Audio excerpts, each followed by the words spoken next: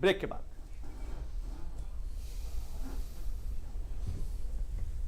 सुनो, एक अच्छी इंश्योरेंस पॉलिसी एआई से पूछते हैं।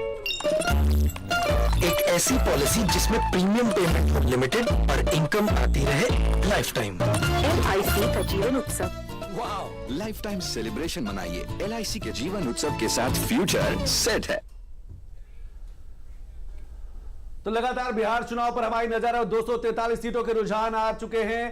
कौन आगे कौन जीते हर सीट पर हमारी नजर, लेकिन रुझानों की कुछ बड़ी बातें, कुछ बड़े चेहरे, क्या उनका सियासी जो अस्तित्व है, ये बड़ी बात, रुझानों की बड़ी बात है। बिहार में फिर एक बार एनडीए सरकार, क्योंकि जादुई आंकड़े से बहुत पार निकल चुकी है एनडीए। बिहार में एनडीए को प्रचंड बहुमत। रुझानों की अगर बात करें तो इस समय जो रुझान आ रहे हैं वो एनडीए को प्रचंड बहुमत। बिहार में जेडीयू एक बार फिर सबसे बड़ी पार्टी बनी।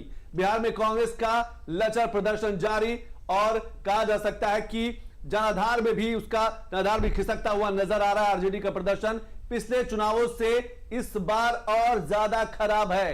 ये रुझानों की कुछ बड़ी बातें हम आपको दिखा पा रहे हैं कि बिहार में महिलाएं बनी मास्टर स्ट्रोक, मास्टर वोटर बनी हैं, और उन्होंने आधी आबादी ने अपनी ताकत दिखाई। बिहार में जनजी ने एनडीए पर भरोसा जताया है। जनजी को लेकर एक बड़ा बयान कहा जा सकता है, अभी कल ही आया था कि सुनील सिंह एमएलसी है, उन्होंने दिया था, बड़ा विवादित बयान दिया था। जेडीयू रुझानों में सबसे बड़ी पार्टी, रुझानों की बड़ी बातें आपके सामने हैं। अखंड जी, जनजी का जिक्र की अगर बात करें, जो हमें लगता है आरजेडी के एमएलसी हैं सुनील सिंह, उन्होंने कहा था कि हम बिहार को नेपाल की तरह बना देंगे।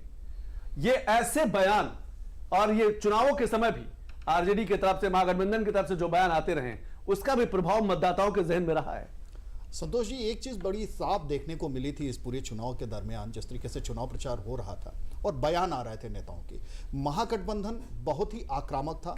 इतना ही नहीं, महागठबंधन को सपोर्ट करने वाले युवा जो थे, जिनको हम जेनजी मान के चल रहे हैं, तो वो भी वैसे ही आक्रामक तरीके से, वैसे ही मुकर तरीके से उस तेजस्वी यादव के हक में बात कर रहे थे या फिर महागठबंधन के हक में बात कर रहे थे।